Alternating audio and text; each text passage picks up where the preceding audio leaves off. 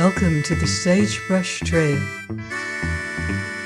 Stories of the West, from the frontier to the Yukon. I'm Mardell, reading The Virginian by Owen Wister.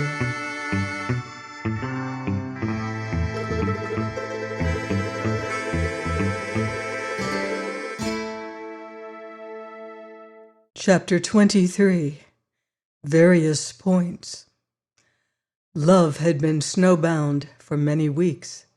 Before this imprisonment, its course had run neither smooth nor rough, so far as I could see. It had run either not at all or as an undercurrent, deep out of sight. In their rides, in their talks, love had been dumb, as to spoken words at least, for the Virginian had set himself a heavy task of silence and of patience. Then, where winter barred his visits to Bear Creek, and there was for the while no ranch work or responsibility to fill his thoughts and blood with action, he set himself a task much lighter. Often, instead of Shakespeare and fiction, school books lay open on his cabin table, and penmanship and spelling helped the hours to pass.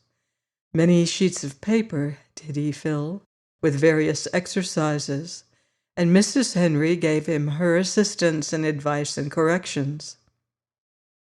"I shall presently be in love with him myself," she told the judge, "and it's time for you to become anxious." "I'm perfectly safe," he retorted. "There's only one woman for him any more." "She's not good enough for him," declared Mrs. Henry, "but he'll never see that." So the snow fell. The world froze, and the spelling books and exercises went on. But this was not the only case of education which was progressing at the Sunk Creek Ranch while love was snowbound. One morning Scipio Lemoyne entered the Virginian sitting room, that apartment where Dr. McBride had wrestled with sin so courageously all night. The Virginian sat at his desk. Open books lay around him. A half-finished piece of writing was beneath his fist. His fingers were coated with ink. Education enveloped him, it may be said. But there was none in his eye. That was upon the window, looking far across the cold plain. The foreman did not move when Scipio came in, and this humorous spirit smiled to himself. "It's Bear Creek he's having a vision of," he concluded. But he knew instantly that this was not so. The Virginian was looking at something real, and Scipio went to the window to see for himself. "Well," he said, having seen, "when is he going to leave us?" The foreman continued looking at two horsemen riding together. Their shapes, small in the distance, showed black against the universal whiteness. "When do you figure he'll leave us?" repeated Scipio. "He," murmured the Virginian, always watching the distant horseman, and again, "he." Scipio sprawled down familiarly across a chair. He and the Virginian had come to know each other very well since that first meeting at Medora. They were birds many of whose feathers were the same, and the Virginian often talked to Scipio without reserve. Consequently, Scipio now understood those two syllables that the Virginian had pronounced precisely as though the sentences which lay between them had been fully expressed. He remarked. "Well, one will be a gain, other won't be no loss." "Poor Shorty," said the Virginian. "Poor fool." Scipio was less compassionate. "No," he persisted, "I ain't sorry for him. Any man old enough to have hair on his face ought to see through Trampas." The Virginian looked out of the window again and watched Shorty and Trampas as they rode in the distance. "Shorty's kind to animals," he said. "He's gentled that hoss, Pedro, he bought with his first money, gentled him wonderful. When a man is kind to dumb animals, I always say he's got some good in him."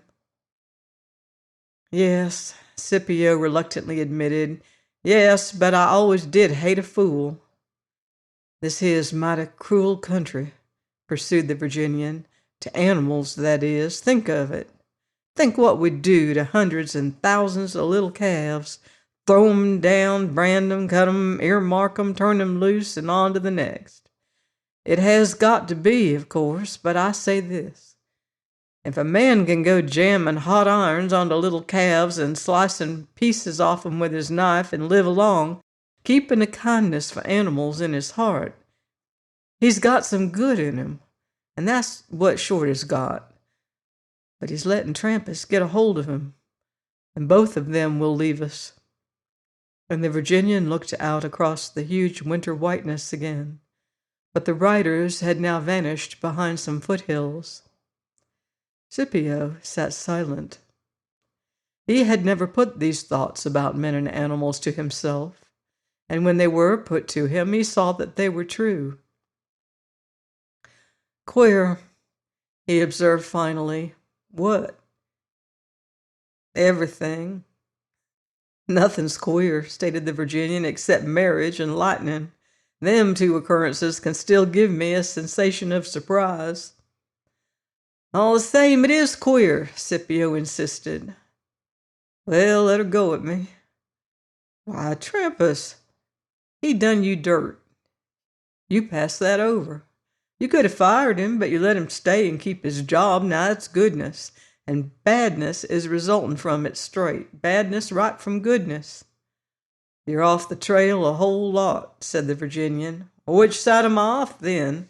North, south, east, and west. First point, I didn't expect to do Trampas any good by not killing him, which I came pretty near doing 3 times. Nor I didn't expect to do Trampas any good by letting him keep his job. But I am foreman of this ranch, and I can sit and tell all men to their face I was above that meanness. Point 2. It ain't any goodness, it is Trampas that badness has resulted from. Put him anywhere, it will be the same. Put him under my eye, and I can follow his moves a little anyway. You may have noticed, maybe, that since you and I run on that dead-polled Angus cow, that was still warm when we got to her.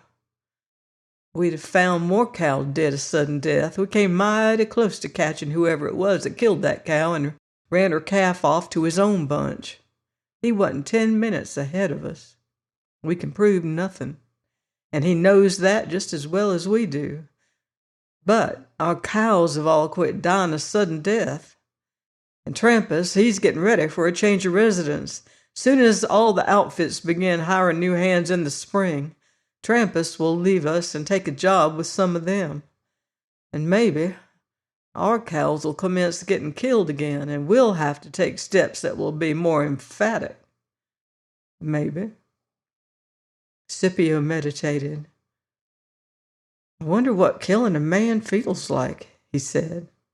Why, nothing to bother you, when he'd oughter have been killed. Next point, Trampas he'll take Shorty with him, which is certainly bad for Shorty. But it's me that has kept Shorty out of harm's way this long. If I had fired Trampas, he'd have worked Shorty into dissatisfaction that much sooner. Scipio meditated again. I knowed Trampas would pull his freight, he said, but I didn't think of Shorty. What makes you think it? He asked me for a raise. He ain't worth the pay he's getting now. Trampas has told him different. When a man ain't got no ideas of his own, said Scipio, he'd ought to be kind of careful who he borrows 'em from. That's mighty correct, said the Virginian. Poor Shorty. He's told me about his life. It is sorrowful, and he will never get wise. It was too late for him to get wise when he was born. Do you know why he's after high wages? He sends most all his money east. I don't see what Trampas wants him for, said Scipio. Oh, a handy tool some day. Not very handy, said Scipio. Well, Trampas is aiming to train him, you see. Supposing you was figuring to turn professional thief, you'd be looking around for a nice young, trustful accomplice to take all the punishment and let you take the rest. "No such thing," cried Scipio angrily. "I'm no shirker." And then, perceiving the Virginian's expression, he broke out laughing. "Well," he exclaimed, "you fooled me that time." "Looks that way, but I do mean it about Trampas." Presently Scipio rose and noticed the half-finished exercise upon the Virginian's desk. "Trampas is a rolling stone," he said. "A rolling piece of mud," corrected the Virginian. "Mud. That's right. I'm a rolling stone. Sometimes I'd most like to quit being." "That's easy done." As Scipio glanced at the schoolbooks again, a sparkle lurked in his bleached blue eye. "I can cipher some," he said, "but I expect I got my own notions about spelling."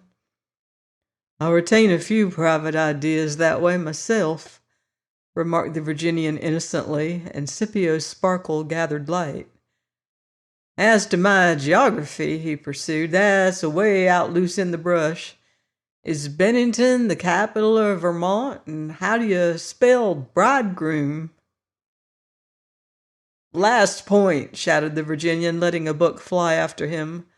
"Don't let badness and goodness worry you, for you'll never be a judge of them." But Scipio had dodged the book and was gone.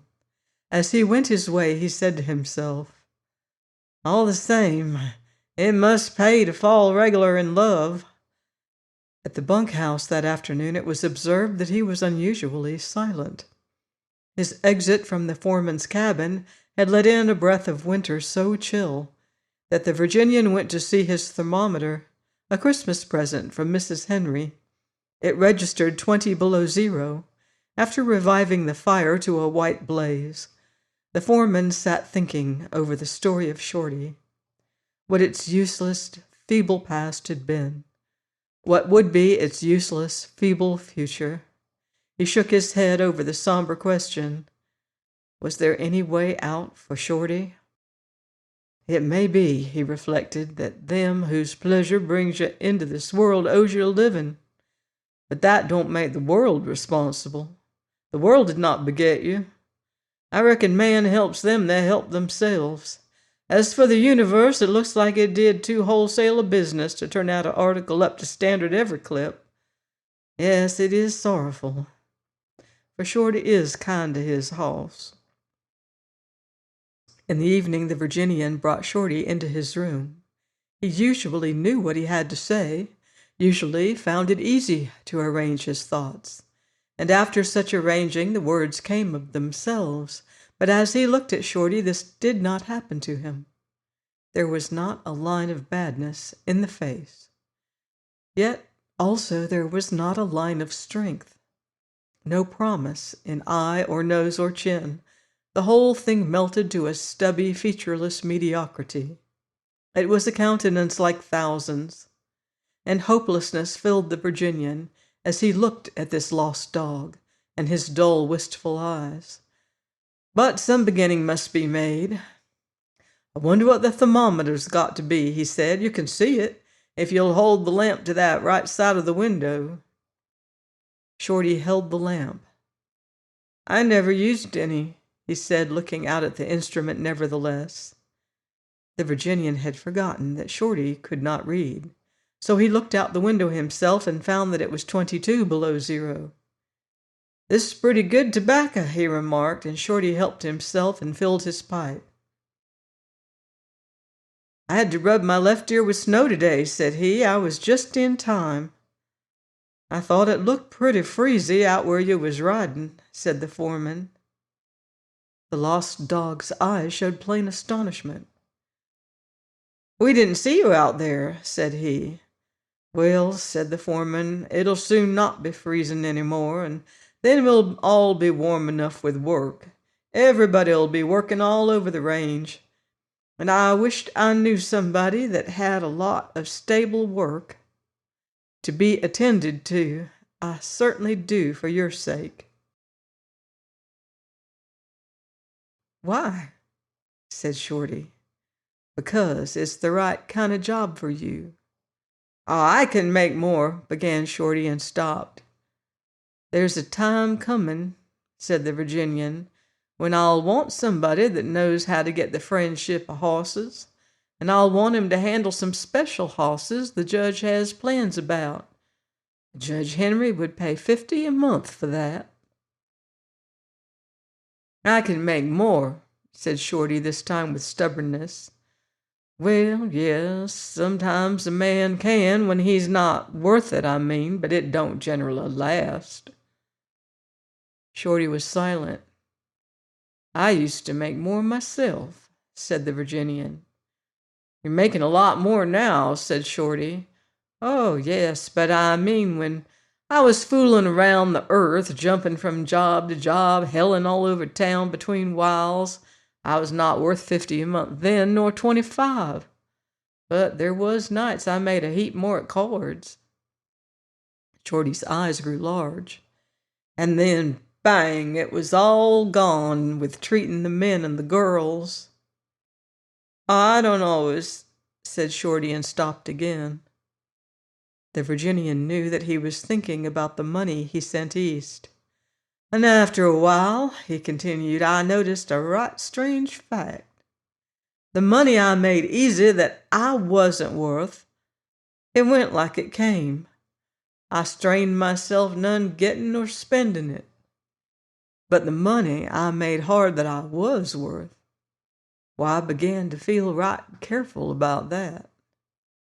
And now I've got savings stowed away. If once you could know how good that feels." "So I would know," said Shorty, "with your luck." "What's my luck?" said the Virginian sternly. "Well, if I took up land along a creek that never goes dry and proved upon it like you have, and if I had saw that land raise its value on me with me lifting no finger." "Why did you lift no finger?" cut in the Virginian. "Who stopped you taking up land? Did it not stretch in front of you, behind you, all around you, the biggest, baldest opportunity in sight? That was the time I lifted my finger, but you didn't." Shorty stood stubborn. "But never mind that," said the Virginian. "Take my land away tomorrow, and I'd still have my savings in bank, because, you see, I had to work right hard gathering them in. I found out what I could do, and I settled down and did it. Now you can do that too. The only tough part's finding out what you're good for. And for you that is found. If you'll just decide to work at this thing you can do, and gentle those horses for the judge, you'll be having a savings in the bank yourself." "I can make more," said the lost dog. The Virginian was on the point of saying, "Then get out," but instead he spoke kindness to the end. "The weather's freezing yet," he said, "and it will be for a good long while. Take your time and tell me if you change your mind." After that, Shorty returned to the bunkhouse. And the Virginian knew that the boy had learned his lesson of discontent from Trampas with a thoroughness past all unteaching. This petty triumph of evil seemed scarce of the size to count as any victory over the Virginian, but all men grasp at straws.